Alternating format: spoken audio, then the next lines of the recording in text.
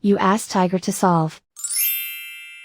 This deals with linear equations with one unknown. The final result is b equals 4. Let's solve it step by step. Group all constants on the right side of the equation.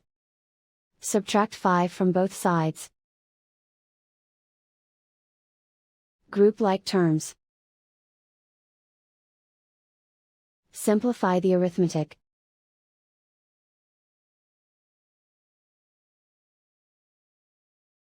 Convert the b into a positive number. Multiply both sides by -1. Remove the ones.